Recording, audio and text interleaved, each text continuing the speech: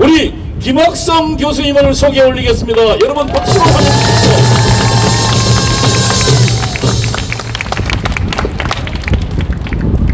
국민혁명당 고문을 맡고 있는 김학성 교수입니다.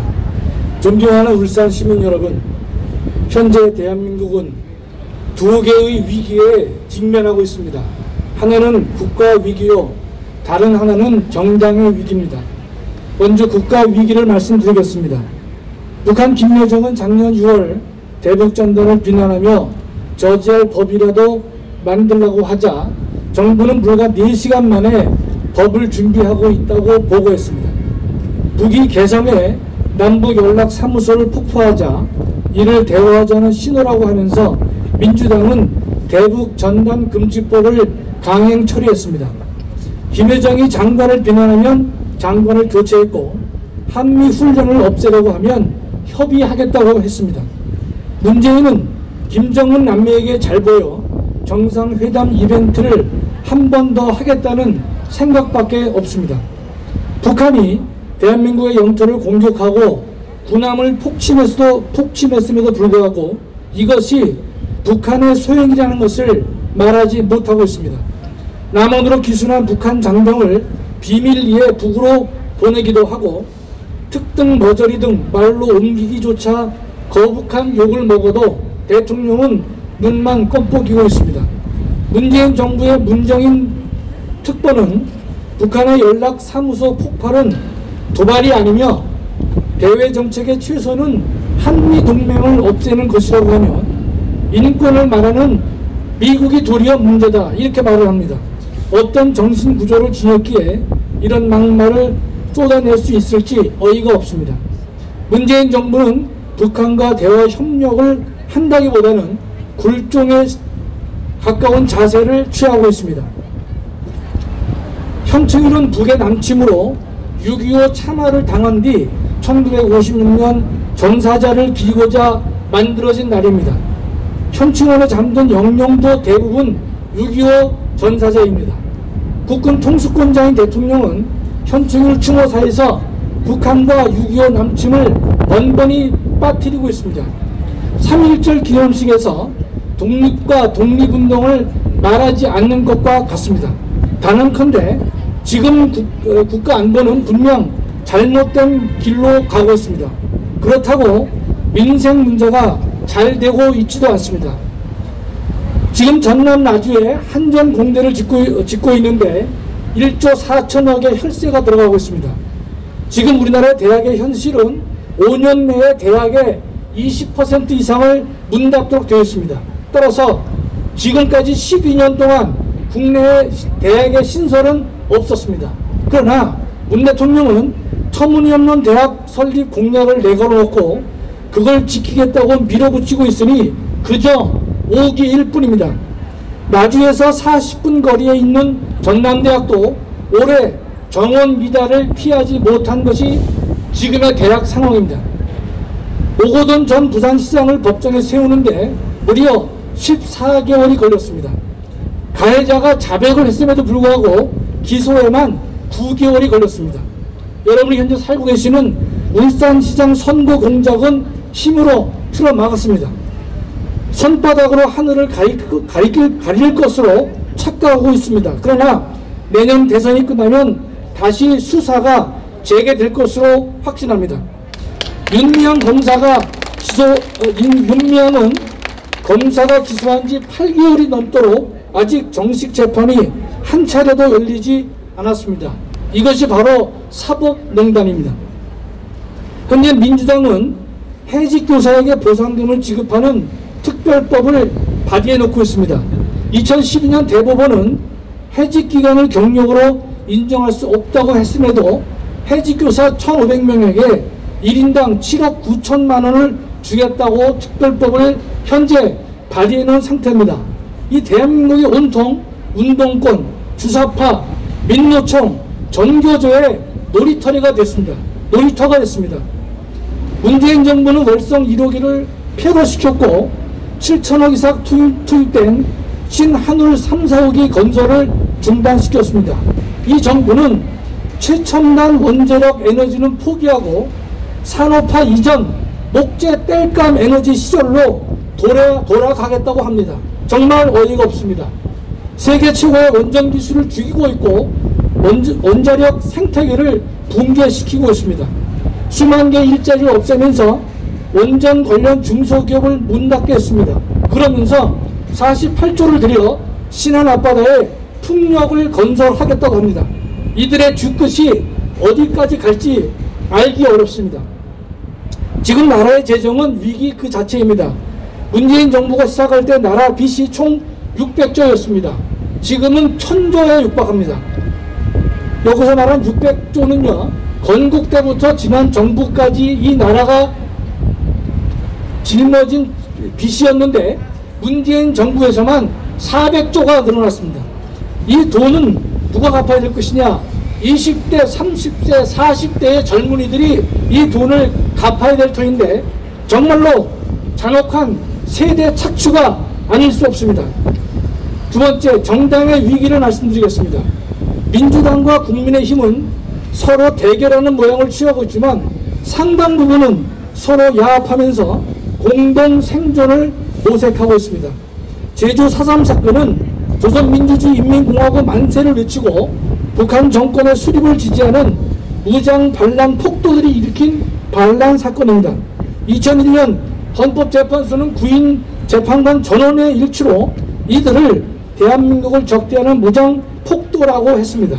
그런데 금년 문재인 대통령은 4.3 추모사에서 무장 반란 세력을 진압한 군인과 경찰을 국가폭력이라고 선언했습니다. 문 대통령의 사상을 의심하지 않을 수 없습니다. 대한민국에 적대하는 무장 폭도를 진압하는 군경을 국가폭력이라고 한다면 이는 대한민국의 정체성을 부정하는 것으로 자유민주주의 헌법 질서를 수호해야 할 대통령의 책무를 위반한 중대한 헌법 위반에 해당합니다. 또 지난 3월 민주당은 제주 4.3 특별법을 통과시켰습니다. 이 법은 4.3 사건으로 군법회의에서 유죄를 받은 수용인들을 무죄로 만드는 법입니다. 문제는 이 특별법에 국민의힘 의원 103명 중에서 73명이 이 법에 찬성을 했다는 점입니다. 경악을 금치 못합니다. 대한민국에 적대하는 자들의 범죄에 대해서는 이를 응징하여 정의를 회복해야 됩니다. 왜곡된 우리 헌정사회의 흐름도 바로 잡아야 합니다. 또 앞으로는 우리 헌정사회의 그와 같은 불행한 사태가 반복되지 않도록 자유민주적 기본질서를 더욱더 확립하고 헌정사회 이정표를 마련해야 됩니다. 그런데 더불어민주와 국민의힘은 이런 국민의 요구와 열망을 허망하게 만들었습니다. 제주도민의 표만 의식한 채 양심도 정의도 내팽개쳤습니다. 국민의힘 대표 경선에서 인기를 끌고 있는 이준석은 며칠 전 제주일보와의 인터뷰에서 제주 4.3 사건에 대해 폄하 왜곡하는 세력과는 선을 긋겠다고 발언했는데 공당의 당대표 경선에 나간 사람이 이 정도의 역사의식을 가지고 있다는데 어이가 없고 참담할 뿐입니다. 존경하는 울산 시민 여러분, 이런 국민의 힘을 믿을 수 있겠습니까? 또한 지금 민주당은 152명 의원의 찬성으로 여수 순천 반란 사건 주동자의 명예회복과 보상을 위한 특별법을 발의를 해놨습니다. 여러분 알다시피 여수 순천 반란 사건은 1948년 제주 4.3의 남로당 폭도들을 진압하기 위해서 우리 군대를 파견했는데 파견의 중단 지점이 바로 여수 순천에 머물던 그 당시에 군대 내에서 일어난 군사 반란 사건이 바로 여수 순천 반란 사건이고 그 사건으로 인해서 장교가 무려 21명이나 죽임을 당했습니다. 그러면 이 군인 반란군을 이 문재인 정부는 통일정부 수립을 위해 봉기한 민주화 운동으로 떠받들고 있습니다. 또 반란이 아닌 무장봉기나 항쟁으로 불러줘야 한다고 합니다.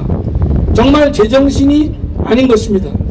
위 법은 반란군을 무죄, 형사보상, 국가배상을 가능하게 해주겠다는 것인데 위 제주특별법을 찬성한 국민의힘은 이 역시 지지할 것이 예상되는데 나라의 꼴이 망국으로 흐르고 있습니다.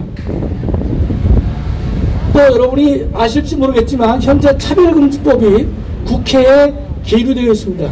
이 법은 남성과 여성으로 이분하는 것이 아니라 남자와 여자와 제3의 성으로 성을 나누고 있습니다. 또 남성의 성기를 가진 자가 스스로 자신을 여성이라고 인정하면 여성으로 보자는 내용을 담고 있습니다. 동성애에 대한 비판도 반대도 못하게 하여 표현의 자유를 근본적으로 침해하고 있습니다. 존경하는 울산 시민 여러분, 여러분은 남성인데 자신을 여성으로 여기는 사람이 여탕에 들어와도 좋다고 생각합니까? 또 남자와 남자, 여자와 여자인 부부나 그들의 결합체를 생각할 때 그들의 자녀가 학교나 사회에서 받는 고통을 생각해 보셨습니까? 이 문제에 대해 민주당은 폭주하고 있는데 국민의힘은 손 놓고 눈치만 보고 있습니다.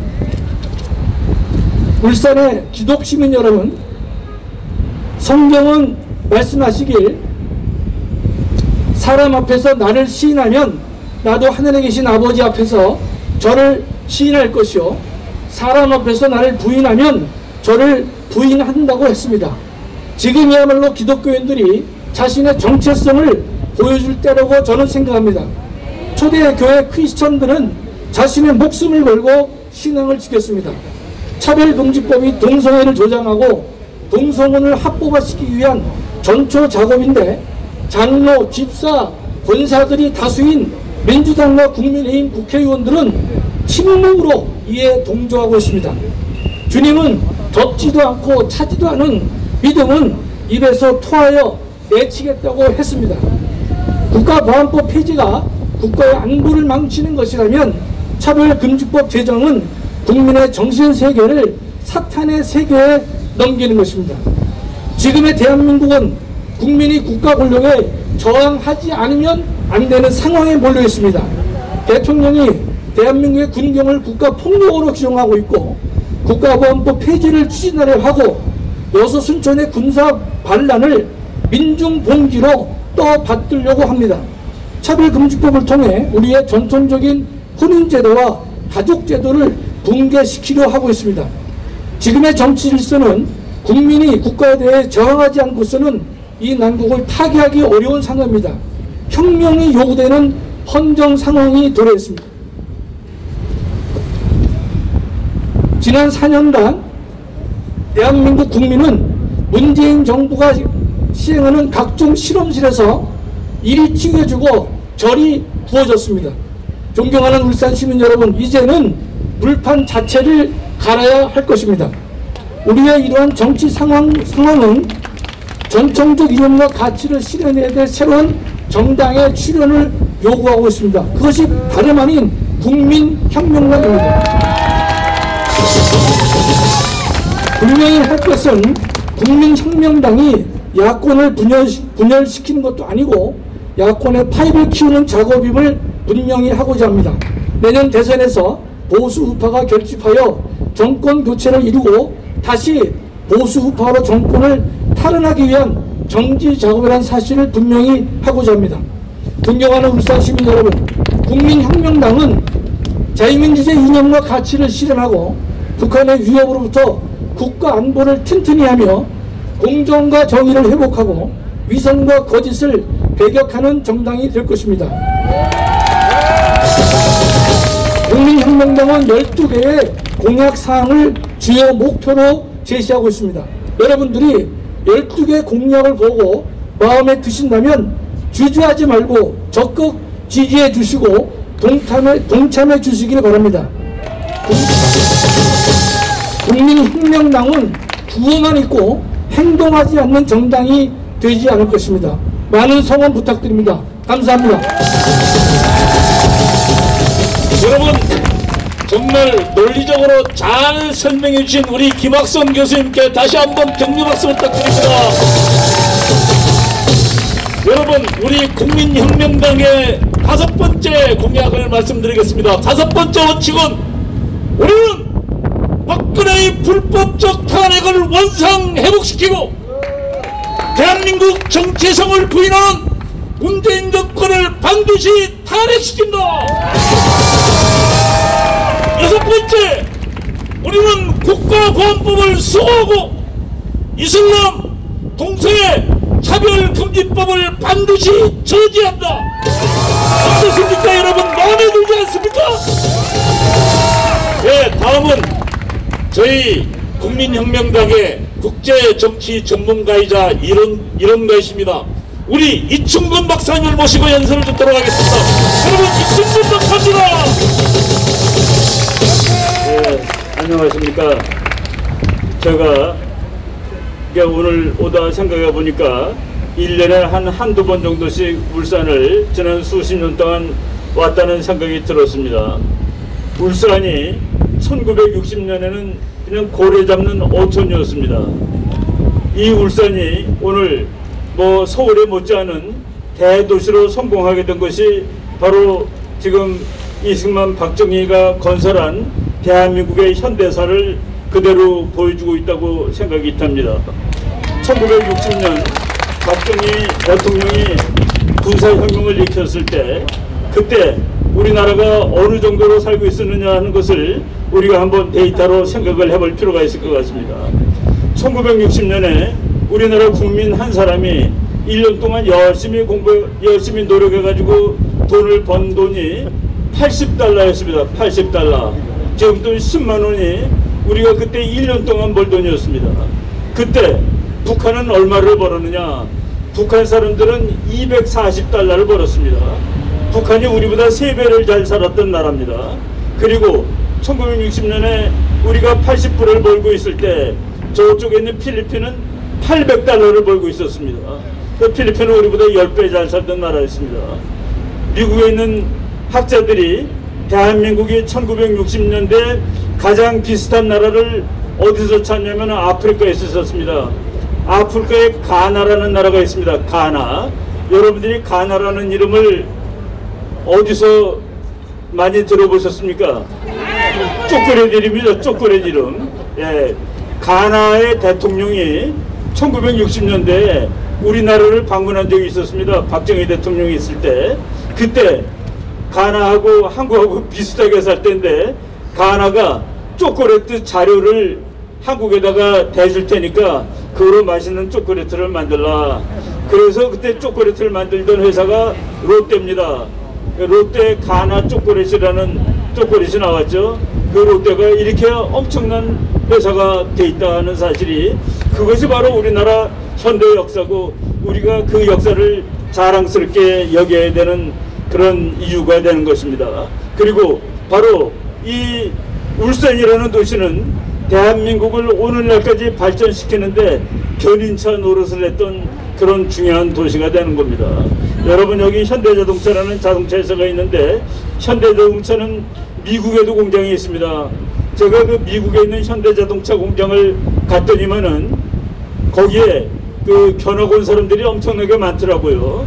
그래가지고 그 견학하는 시설에 갔더니만은 세계 지도가 있고 그리고 미국 지도가 있고 거기 이제 조지아주에서 조지아주 지도가 있었고 그 다음에 한국 지도가 따로 있더라고요.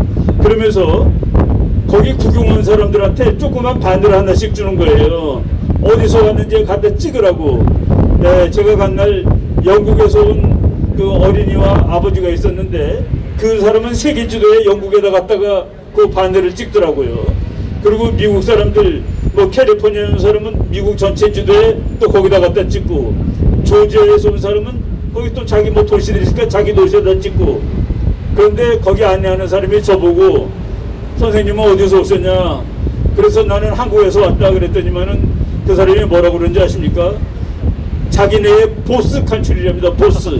자기네의 왕초 국가에서 왔다. 그러면서 나한테는 바늘을 주면서 거기 한국 지도 있는데 한국에, 그래서 제가 가서 서울에다가 찍으면서 정말 그 감개무량을 했습니다. 가나와 같은 나라가 이제 미국에 갔더니 미국에 있는 큰 공장에서 보스의 나라에서 온 손님이라고 바늘을 주면서 서울에다가 찍으라는, 제가 그 사진을 찍어가지고 제가 그 이화여자 대학교에서 교수를 쭉 했는데 강의할 때마다 매 학기마다 그 사진을 보여주면서 한국 학생들한테 너희들의 이 나라는 너희들이 선배들이 정말 잘 만들어준 고마운 나라라는 걸 알라라고 얘기를 했습니다. 그런데 그 나라가 지금 정말로 엉망진창의 모순덩어리 나라가 됐습니다. 여러분, 모순이라는 말이 뭔지 다 아실 겁니다. 모순 그러면 이건 말이 안 되는 소리를 모순이라고 그러죠. 옛날 중국에 어떤 장사꾼이 창을 파는 장사꾼이 있었습니다. 이 창은 못 찌를 물건이 없다, 뚫지 못할 물건이 없다 그래서 이렇게 그 창이 얼마나 잘 뚫는지를 광고하고 다녔습니다. 그 사람이 어느 날은 방패를 가지고 와서 이 방패는 뚫을 물건이 없다라고 또 선전을 하는 겁니다. 그러니까 자기가 파는 창은 못 뚫을 물건이 없고 자기가 파는 방패는 못 막을, 그러니까 말이 안 돼서 그게 바로 모순입니다. 창과 방패라는 뜻입니다. 대한민국에 모순이 넘쳐 흐르고 있습니다. 첫 번째 모순은 북한의 모순입니다. 북한의 모순은 뭡니까? 세계에서 제일 가난한 나라가 핵폭탄을 만들고 앉아 있는 겁니다. 세계에서 제일 가난한 나라가 강성대국이라고 떠들고 있는 이 지독한 모순이 있는 겁니다. 예, 아까 우리가 80달러 벌 때 북한은 240달러 번다고 얘기했죠. 우리보다 잘 살던 나라입니다. 지금 우리는 북한보다 50배 잘 사는 나라가 됐습니다. 대한민국은. 지금 필리핀보다도 10배 잘 사는 나라가 됐습니다. 바로 그것이 우리 역사인데, 굶어 죽는 나라가 핵폭탄을 만들고 있는 이 모순. 예, 우리 어제 목사님들이 지금 우리나라 사람들 배가 많이 나왔다고 그랬는데, 미국의 유명한 학자가 지구상에 사는 사람들을 세 가지로 구분했습니다. 하나, 밥 먹을 때마다 칼로리 따지는 사람들, 그리고 살 빼려고 돈 쓰는 사람들. 여러분, 살 빼려고 돈 쓰는 사람들 우리나라에 무지하게 많습니다. 그런 나라가 있고, 두 번째는 따지지 않고 먹는 겁니다. 왜? 살아야 되니까. 그리고 세 번째는 다음번 밥이 올지 안 올지 모르는 사람들. 예, 지금 대한민국은 살 빼려고 돈 쓰는 나라가 되었고, 북한은 다음번 밥이 올지 안 올지 모르는 나라가 되었습니다. 그런데 다음번 밥이 올지 안 올지 모르는 놈들이 핵폭탄을 만들고 앉아있는 첫 번째 모순. 두 번째 모순은 더 심각한 겁니다. 두 번째 모순은 지금 대한민국은 살 빼려고 돈 쓰는 나라입니다. 살 빼려고 돈 쓰는 나라가 다음번 밥이 어디서 올지 모르는 나라의 이데올로기를 따라하고 좋다고 흥분하고 그것을 하겠다고 설치고 있는 이 미친 짓거리가 대한민국에 있는 겁니다. 대한민국의 모순. 야, 지금 배가 불러서 살 빼는데 돈 쓰는 나라가 다음번 밥이 어디서 올지 모르는 나라가 택한 이데올로기를 따라하겠다는 녀석들, 뭐 쉽게 얘기하면 주사파들입니다. 바로 이 모순. 여러분, 정치학에서 혁명은 언제 하느냐? 모순이 너무 심해서 그 모순이 말로 해결되지 않을 때 그때 혁명을 하는 거라고 되어 있습니다. 그래서 이 이름을 쓴 겁니다. 우리가 무슨, 여러분들 뭐 많은 사람들이 극우 하는데 극우가 뭡니까? 극우는 말이죠, 마음에 안 들면 가서 칼로 찌르는 게 극우입니다. 예, 우리는 다 말로 합니다. 헌법적 절차를 존중합니다. 민주주의를 존중합니다. 인권을 존중합니다. 생명을 존중합니다. 예, 대한민국 정말 괜찮은 나라였습니다. 이승만 박정희 대통령이 만든 이 나라, 앞으로 우리가 더 발전시키고 통일되면은 우리 강대국 됩니다. 대한민국 강대국 되는데 멀지 않습니다. 만약 오늘 우리가 통일하면은 우리는 군사력이 프랑스와 같고 경제력이 영국과 같고 그리고 인구가 독일과 같은 세계 5대 강국으로 그냥 올랐습니다. 그리고 우리 국민들이 조금 노력하면은 미국의 많은 학자들이 얘기했듯이 세계 2등으로 올라갈 수 있습니다. 예, 그런 날이 그냥 오지 않습니다. 목사님 말씀대로 기도만 하고 밥이 그냥 입으로 돌아갑니까? 예, 우리가 노력을 해서 정말 좋은 나라를 만들어야 됩니다. 우리 선배들이 이 좋은 나라를 우리한테 물려줬습니다. 우리들은 우리 후손들한테 정말 세계에서 괜찮은 나라, 이런 나라를 물려줘야 되는데 지금 우리는 그런 것을 해줄 우리 정치가들을 기대하지 못합니다. 오랫동안 참았습니다. 그래도 그들은 우리를 배반하고 말았습니다. 바로 이러한 상황에서 우리라도 나서서 이 나라를 구하고 우리 후손들한테 좋은 나라를 물려주자. 그래서 우리 목사님이 이렇게 길로 나오셨다고 생각을 합니다. 여러분, 여기 참 연적 많으신 분입니다. 울산 분들 정말 제가 좋아합니다. 마지막으로 제가 요 바로 위에 있는 영천에서 장교로 근무를 했는데 여기 자주 왔습니다. 제가 길에 이제 버스 기다리려고 서 있으면은 영락없이 자가용차가, 그때는 자가용이라고 그랬습니다. 와서 씁니다. 장교님, 시외버스 정류장 가시는 모양이죠? 예, 타세요. 저는 여기 올 때마다 한두 번이 아니었습니다. 그런 그 정다운 도시 여기 다시 와가지고 이렇게 말할 기회를 주신 목사님에게도 감사드리고 이렇게 경청해 주시는 여러분 감사합니다. 열심히 지지해 주시기 바라겠습니다. 여러분, 이청준 박사님께 다시 한번 격려의 박수 부탁드립니다.